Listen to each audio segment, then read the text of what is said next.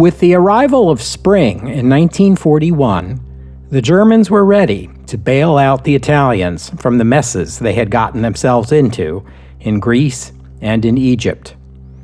But, speaking of messes, politics in the Balkans is seldom neat and tidy. Welcome to the history of the 20th century.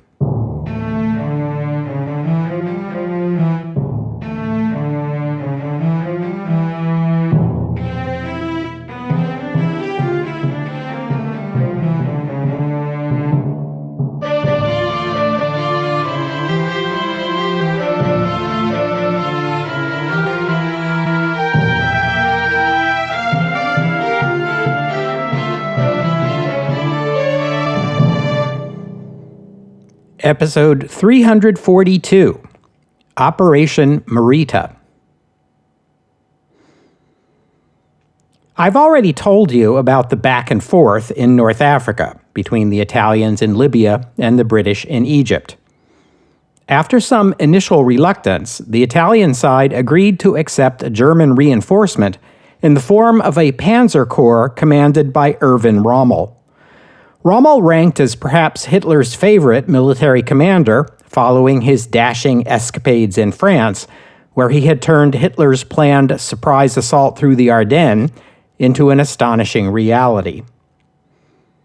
By March 1941, Rommel was on site in Libya and directing preparations for an Axis offensive to push the British back out of Libya, which would commence later that month.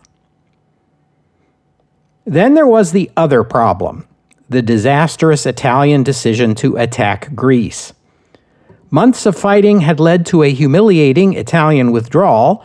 The Greek army was now in control over a piece of southern Albania. The British government, you'll recall, had pledged to come to Greece's aid in the event of an attack by one of the Axis powers, and now Churchill felt honor-bound to fulfill that pledge. The Greek dictator, Ioannis Metaxas, declined British aid on the front line against Italy, fearing it would provoke the Germans into entering the fight. But Metaxas did agree to allow some RAF planes to be based in Greece and consented to British Army units occupying Crete. This would help deter an Italian invasion of the island, as well as freeing up the Greek army garrison there to be brought to the mainland for the fight against Italy. Unfortunately for the Greeks, even this limited British involvement convinced Hitler that the need to intervene in the Italian war against Greece had become urgent. RAF bombers in Greece might be able to reach the critical oil fields in Romania, which were always a concern in Hitler's strategic thinking. With planning for Operation Barbarossa underway, Hitler well understood that an invasion of the Soviet Union would cost Germany access to Soviet oil from the Caucasus, at least until those fields were captured by the German army. But this meant that, at least for the interim, the Wehrmacht would be entirely dependent on Romanian oil, which meant that the RAF could not be allowed to get close enough to bomb those Romanian oil fields, which in turn meant the British had to be evicted from Greece. Beyond that, Hitler was also worried about Mussolini's political position at home in Italy. In the past 6 months, Il Duce's popularity had taken a serious hit. His decision to enter the war had not gained Italy any new territory or other noticeable advantage, while the Italian army had been humbled in Libya and downright humiliated in Greece. Even in East Africa, where Italy had enjoyed its one military triumph, the occupation of British Somaliland, the tide was beginning to turn. In January 1941, Indian army units began advancing from Sudan into Eritrea. Since Italian East Africa was cut off from supply or reinforcement, it wasn't hard to see where this was leading.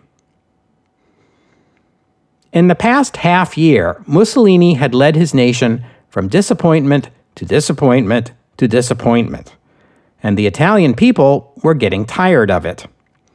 Mussolini needed a victory, and Hitler was willing to oblige. The Wehrmacht was planning Operation Marita, a German attack on Greece set to begin in spring of 1941. The difficulty with invading Greece was largely geographical. Between Germany and Greece sat neutral Yugoslavia and Bulgaria. The German army would have to march through one or the other to reach the Greek frontier. As originally conceived, Operation Marita was to be executed simultaneously with Operation Felix, which was the German plan to deploy army units into Spain to take control of the British naval base at Gibraltar. But Operation Felix required the consent of the Spanish government, and, as you know, Francisco Franco had been nothing but obstinate. Hitler had spent months trying to persuade Franco to join the Axis. By January 1941, he had all but given up. He asked Mussolini to give it a try, since Italy had also aided Franco's nationalists during the Spanish Civil War, even more so than Germany had, but Mussolini had no more success in negotiating with Franco than Hitler had. So Hitler reluctantly canceled Operation Felix. Operation Marita would go ahead on its own. For those of you keeping score at home, Spain is now definitely out of the Axis, France is iffy, and the nations of Italy, Hungary, Romania, and Slovakia, as signatories to the Tripartite Pact, are definitely in. With Operation Barbarossa on the calendar for May, Hitler was keen to secure the German position in the Balkans, as this would be the German right flank when Barbarossa began. Also, there would be those Romanian oil fields to think about. With Hungary and Romania in the Axis, and Greece fighting the Italians, that left only two neutral nations remaining in the Balkans, Yugoslavia and Bulgaria, which happened to be the very same two nations that were blocking the Wehrmacht's path into Greece. Careful diplomacy was called for. In January 1941, Hitler invited Bulgarian Prime Minister Bogdan Filov to the Berghof to discuss the possibility of Bulgaria signing on to the Tripartite Pact. Filov noted that Bulgaria couldn't afford to alienate the Soviet Union. Hitler countered that there was no need for the Bulgarians to be afraid of the Russians, not if Stalin understood that intervention in Bulgaria would provoke a military response from Germany. Filov was convinced, and on March 1, 1941, Bulgaria signed the Tripartite Pact in a ceremony in Vienna. The 600,000 German soldiers just across the border in Romania may also have helped persuade the Bulgarian government. The next day, many of those German troops advanced into Bulgaria, much to the discomfort of Stalin and the Soviet government, but they chose not to respond. Hitler sent a letter to the president of Turkey to assure him that the German move into Bulgaria was not directed against that nation, and promised that the German army would maintain a respectful distance from the Turkish border. Greece was now within German reach, technically, but an invasion through Bulgaria was far from ideal. Along the border that Bulgaria shared with Greece, Greek territory amounted to little more than a strip of coastline along the northern shore of the Aegean Sea. The Greek military, which had been anticipating an attack from Bulgaria basically since the end of the last war, had built a series of fortifications in the mountains along the Bulgarian border, known informally as the Metaxas Line. Once German troops breached the Metaxas Line, they would be free to occupy the coast, but they would still be more than 100 kilometers away from their Italian allies in Albania. Linking up with the Italians would require the German army to turn west and fight its way along a very narrow front across some very unforgiving terrain before they could relieve the Italians and then advance south, if necessary, into the heart of Greece. All of that was feasible, but it was no one's first choice. Much better would be Yugoslavia permitting German army units passage through its territory south to the Greek border, where the Germans and the Italians could link up immediately and begin an offensive south from there into the Greek heartland. That would require Germany to bring Yugoslavia into the tripartite pact. Adolf Hitler was aware of all this, and as he was talking the Bulgarians into joining the pact in early 1941, he was also working on Yugoslavia. On February 14th, Hitler hosted Yugoslavia's Prime Minister, Dragiša Cvetković, at the Berghof to discuss Yugoslavia joining the Axis. And when I say discussed, I mean, of course, that Hitler subjected Cvetković to one of his characteristic 2.5-hour monologues. Hitler told Cvetković that an historic opportunity lay before Yugoslavia, the opportunity to work together with Germany and Italy to build a new order in Europe. But Cvetković gave Hitler's proposal a far cooler reception than his Bulgarian counterpart had. Now, to understand why, I need to get you caught up on Yugoslavia, since the last time we talked about that country in any kind of detail was all the way back in episode 177. As I told you back then, Yugoslavia was not formed by the Allies at the Paris Peace Conference. Yugoslavia formed itself in the closing days of the First World War, although the Allies did have a say in drawing its borders. I also told you back then that this nation originally came into being as the Kingdom of Serbs, Croats, and Slovenes, even though I keep on calling it Yugoslavia because that's easier to say. Even at the time, most people called it Yugoslavia, even though that was not the official name. This new kingdom began as an amalgamation of various ethnic groups, principally Serbs, Croats, and Slovenes, hence the name, but also Macedonians, Montenegrins, Albanians, and Bosniak Muslims, and probably a half dozen other groups I'm overlooking. And yet, in spite of all that, it was very much a Serb-dominated state. The king of the new kingdom was Peter I, an ethnic Serb, and the same man who had been king of Serbia before the war. The man who had been the Serbian prime minister before the war, Nikola Pasic, remember Nikola Pasic? He was also an ethnic Serb and became prime minister of the new kingdom in 1921.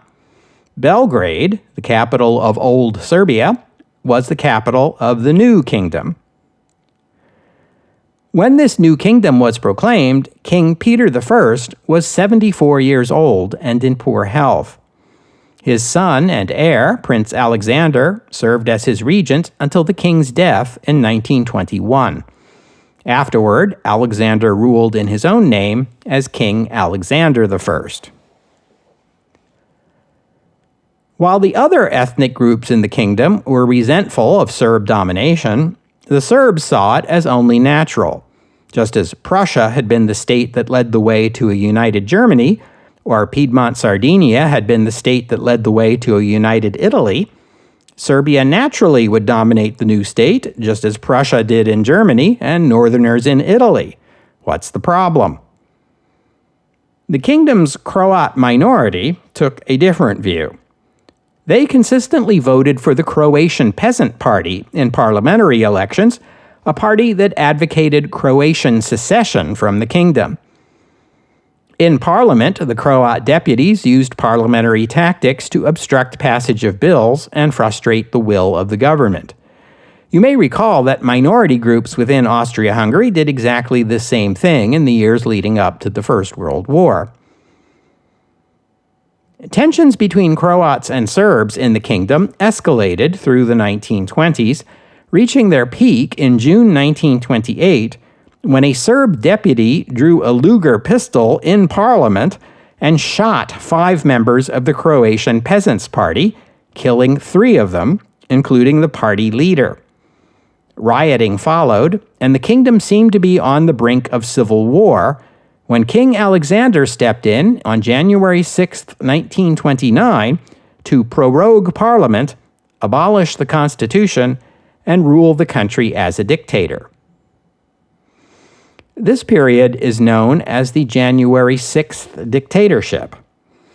King Alexander reorganized the state in an effort to reduce corruption in the government and create a more decentralized system that might be more acceptable to the kingdom's many minority groups, and imposed a new constitution that, surprise, surprise, vested far more executive authority with the king.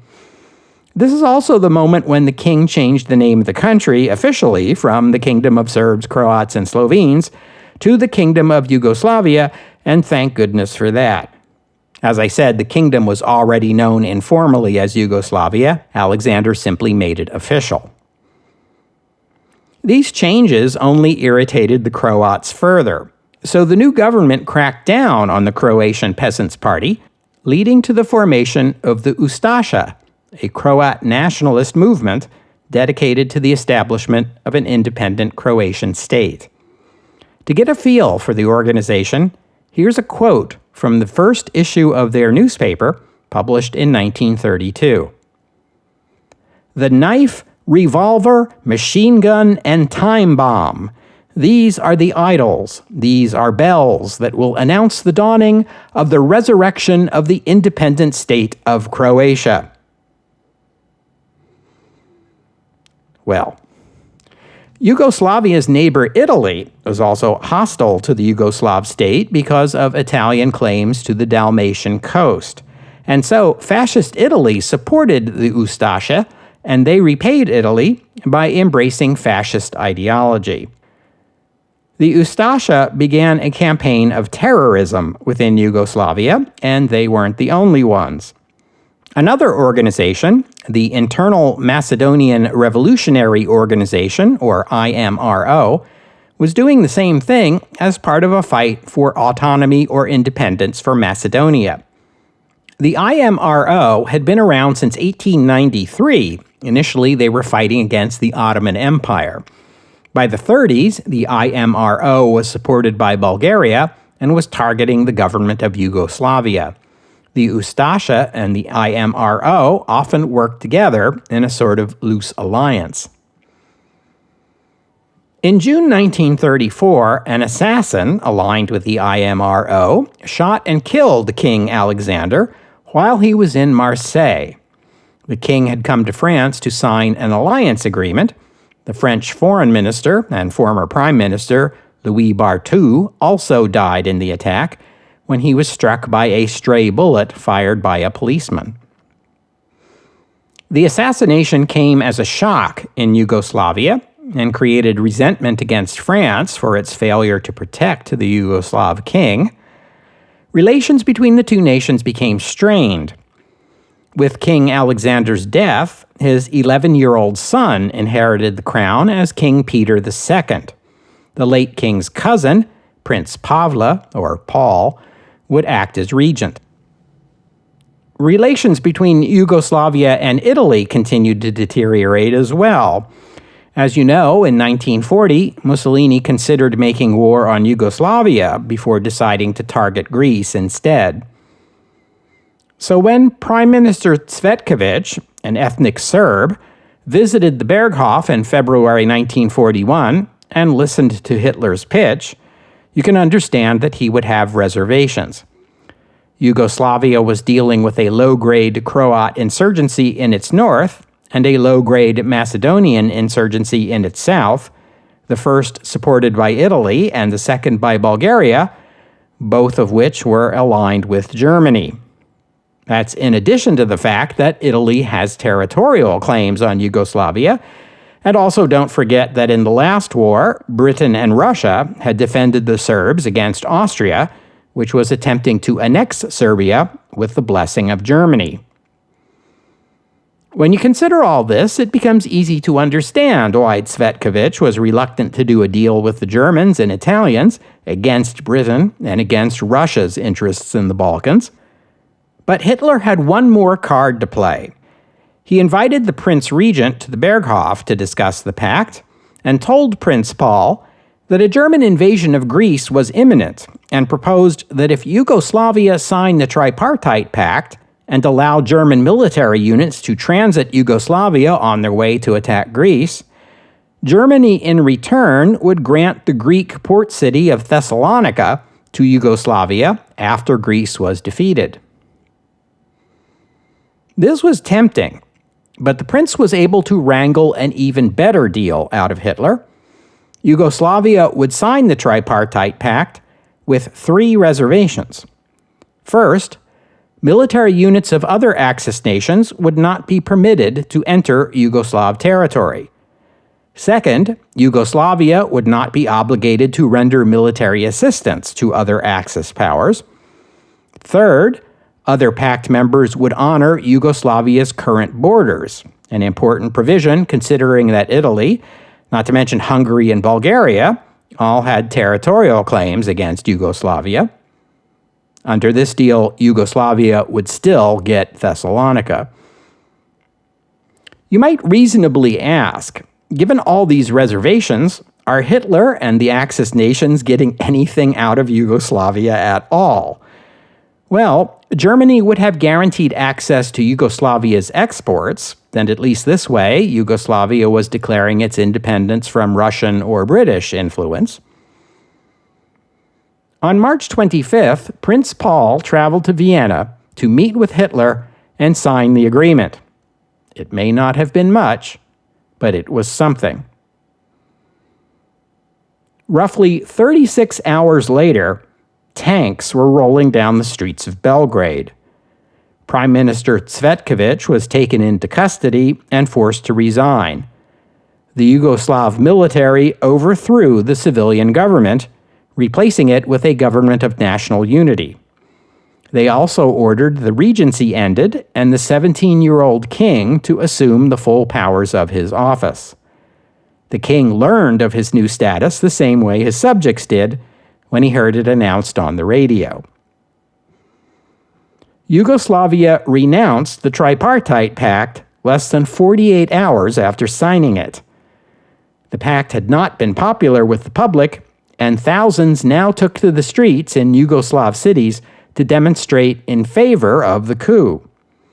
Demonstrators chanted, "Better the war than the pact, better the grave than a slave." Allied governments praised Yugoslavia's diplomatic U-turn. As you can imagine, the Greeks were particularly happy about it. The Greek government began querying Belgrade about the possibility of Yugoslavia attacking the Italians in Albania. In Berlin, Adolf Hitler was awakened in the early morning of March 27th and informed of the coup. At first, he thought the news was some kind of joke. When he was assured it was real, he flew into a rage. He summoned Wehrmacht Commander Wilhelm Keitel and Chief of Staff Alfred Jodl to the Chancellery and told them to begin planning an invasion of Yugoslavia, to be executed in coordination with Operation Marita. By the middle of the day, though, Hitler was in a much cheerier mood. He had come around to the view that the coup in Yugoslavia was a blessing in disguise, since it gave the perfect excuse to invade Yugoslavia and put an end to it once and for all. Hitler felt a particular enmity toward the Serbs, recalling their nationalist agitation in the days before the last war, back when Hitler was a struggling artist living in Vienna. Over the days that followed, Hitler issued 2 Führer directives confirming the plan to attack both Yugoslavia and Greece as soon as possible, even though this would probably require a 4-week delay in the execution of Operation Barbarossa. Yugoslavia was to be dismantled, Hungary and Bulgaria would receive their territorial claims, while Croatia would be granted independence. The German Foreign Ministry began issuing its standard claims of persecution of ethnic Germans in Yugoslavia. Honestly, by now, they probably had pre-printed press releases on hand for occasions like this. Just fill in the blank with the name of the country that is barbarically persecuting Germans this week and pass them out to reporters. On April 5th, the new Yugoslav cabinet met and approved a treaty of friendship with the Soviet Union. The two parties pledged friendly relations, The deal did not include any Soviet commitment to come to Yugoslavia's defense in the event of war. Still, the treaty was all the provocation Hitler needed. Less than 24 hours later, bombs began to fall on Belgrade as German troops crossed the border.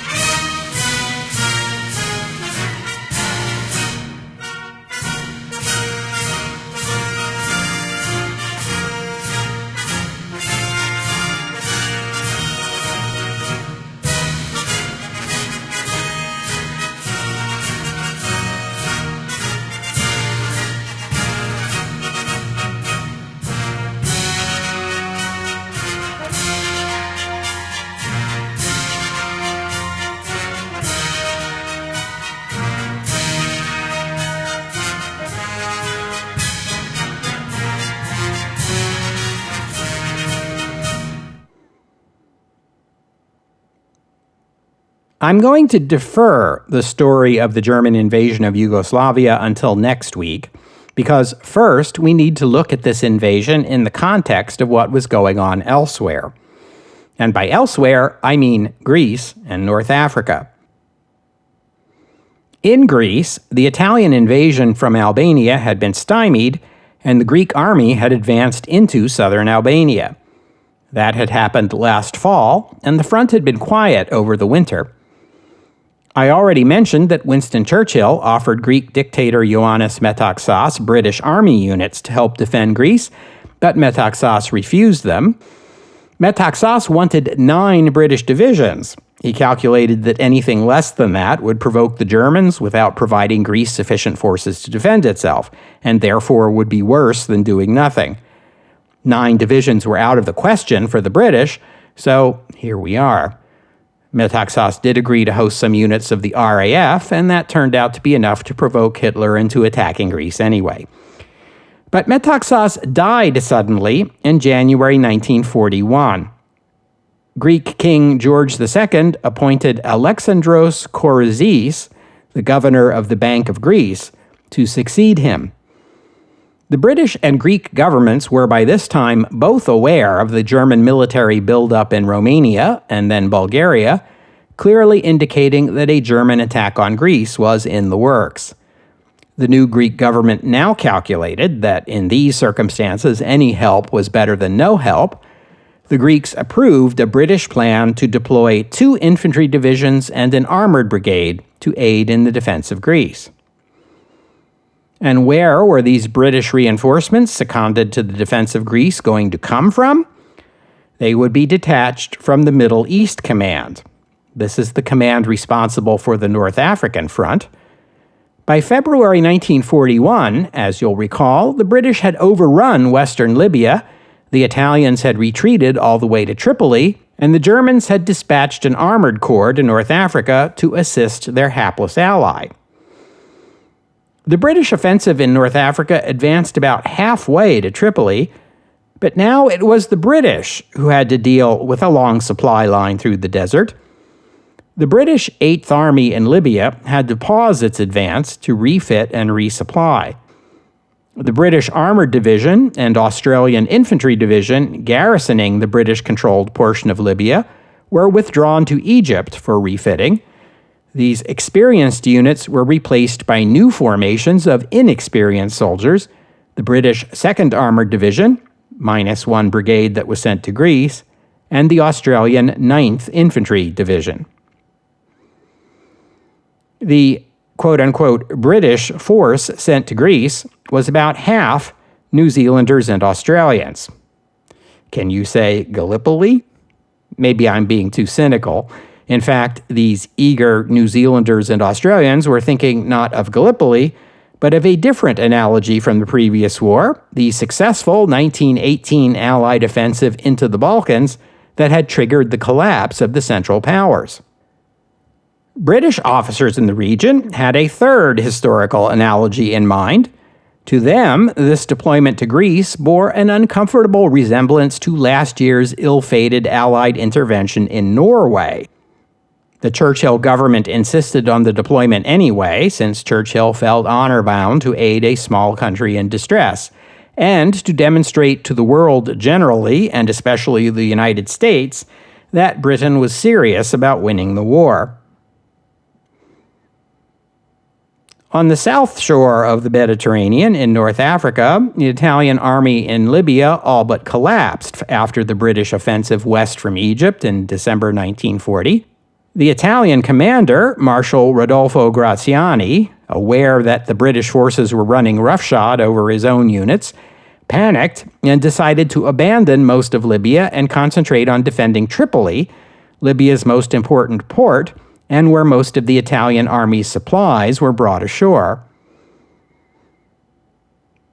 The British were aware that the Germans were sending an armored corps to assist the Italians in the defense of Libya, but estimated it would be May at the earliest before the German force would be organized and ready to fight, which left some breathing room to complete the resupply and refitting of their own forces. But the British were unprepared for Erwin Rommel. The German Army Command had opposed assigning Rommel to North Africa. They viewed Rommel as an impulsive show-off, more interested in personal glory than in executing his orders. They worried that if he held so distant a command, Rommel would use the opportunity to chase after flashy victories and position himself as the hero of the North African campaign. And in this, they were entirely right. Neither did Rommel endear himself to the army command when he argued forcefully that the Wehrmacht should focus its efforts on his Africa Corps rather than on an invasion of Greece. But Rommel had something going for him that allowed him to disregard the opinions of his commanders. He had the personal admiration of the Führer. Rommel was Hitler's favorite. In France, Rommel had made Hitler look like a genius, and Rommel, like Hitler, was a commoner in an army in which most of the high-ranking officers were aristocrats, which raised Hitler's estimation of Rommel and lowered that of the officer aristocrats. As long as he held Hitler's favor, Rommel could flout his orders and get away with it. Marshal Graziani had been recalled to Italy following the Italian army's disastrous performance. The new commander and Governor-General, Italo Garibaldi, continued the plan of his predecessor, that is, withdrawing all the way to Tripoli and concentrating on defending that city. Italian Army Command had ordered Garibaldi to place all Italian armored and motorized units in Africa at Rommel's disposal. Rommel ordered 2 Italian divisions immediately be moved up to the town of El Agheila, where the farthest advanced British units were stationed. Rommel became infuriated when the commander of the Luftwaffe force in Sicily told him that Italian generals had asked the Germans not to bomb the port city of Benghazi, now in British hands, because many of them owned vacation homes there. Rommel immediately ordered bombing of the port and mining of the harbor, which complicated the British efforts to resupply. He also requested that a second armored corps be sent to North Africa. The OKH told him that that would not be possible until after the Soviet Union was defeated, and in the meantime, he should defend aggressively but not attempt an offensive. On March 24th, with 1 Panzer Division in Libya and a second on the way, Rommel attempted an offensive. Fortunately for him, he caught the British unprepared. The joint German-Italian force retook El Agheila on March 24th and Mursa Braga on March 31st as the British withdrew. Rommel ordered his Panzer Division to cut straight across the desert, bypassing Benghazi and the bulge on the Libyan coastline, to head straight for Tobruk, while the Italians moved up the coast toward Benghazi. British armored units suffered a combination of breakdowns and fuel shortages that left the British essentially without armor support, while the German tanks had been specifically modified for desert conditions. The Germans used armored cars for reconnaissance. So did the British, but German armored cars were faster and more heavily armed. All this meant that the British were unable to deploy tanks to guard their inland flank, or even reconnaissance units to track German movements. The British hastily withdrew from Benghazi back toward Tobruk and the Egyptian border. On April 7th, an Italian armored unit captured the town of Mekili, which the British were using as a supply dump. They also captured the commander of the British 2nd Armored Division and the British military governor. The Germans and Italians seized the stockpile of British supplies, and from among these stores, General Rommel took a pair of British tank goggles. He would wear these over his German officer's cap as a badge of honor. It was clear that British forces were collapsing into a disorganized retreat, likely all the way back to Egypt. Buoyed by these successes, Rommel ordered his units to push on to Tobruk. And if that wasn't bad enough news for the British, on April 1st, nationalist military officers in Iraq took advantage of Britain's deteriorating position in the Middle East to launch a coup against the pro-British regent who governed the kingdom. In this, they were supported and encouraged by the governments of Germany and Italy. And then, on April 6th, the Luftwaffe attacked Belgrade in a massive bombing campaign that marked the Axis invasion of Yugoslavia. And we'll have to stop there for today. I thank you for listening, and I'd especially like to thank Tim for his kind donation. And thank you to Jean for becoming a patron of the podcast. Donors and patrons like Tim and Jean help cover the costs of making this show, which in turn keeps the podcast available free for everyone. So my thanks to them and to all of you who have pitched in and helped out. If you'd like to become a patron or make a donation, you are most welcome. Just visit the website, historyofthe20thcentury.com, and click on the PayPal or Patreon buttons. The podcast website also contains notes about the music used on the podcast. Sometimes it's my own work and sometimes licensed, but most times the music you hear here is free and downloadable. So if you hear something on the podcast, then you would like to know more about it, including the composer, the performers, and a link to where you can download it, the website would be the place to go. And while you're there, you can leave a comment and let me know what you thought about today's show. And I'm pleased to be able to remind you that a short story of mine appears in the recently released fantasy anthology Artifice and Craft, a collection of stories about magical artifacts. It is available as an ebook or a paperback at Amazon, Barnes & Noble, and Kobo. And I hope you'll join me next week here on the History of the 20th Century as we pick up this story of the German invasions, first of Yugoslavia, then of Greece. The Balkan Detour, next week, here on the History of the 20th Century. Oh, and one more thing. When I described this Yugoslav coup of March 27th, 1941, I didn't say anything about who was behind it. The short answer to that question is senior officers of the Royal Yugoslav Air Force. Beyond that, though, there is the question of whether and to what degree foreign powers were involved. There is a strong possibility that foreign influence helped instigate the coup, although which foreign powers, if indeed any, were involved, remains a question with no definitive answer. Yugoslav military leaders claimed sole responsibility, though it is widely suspected that British intelligence played a role, at least in encouraging the coup and providing information to assist the coup planners. The British interest in keeping Yugoslavia out of the Axis is obvious. The U.S. government issued a warning to Belgrade against military cooperation with Germany, but instigating a coup in a small country was not anything the United States ever got involved with. Not in 1941, anyway. For what it's worth, the German government was absolutely convinced that both British and Soviet meddling played a role in the coup. What about the Soviet Union? Moscow was concerned about German encroachment into the Balkans, particularly Romania and Bulgaria, and had a clear interest in keeping Yugoslavia out of the German sphere of influence.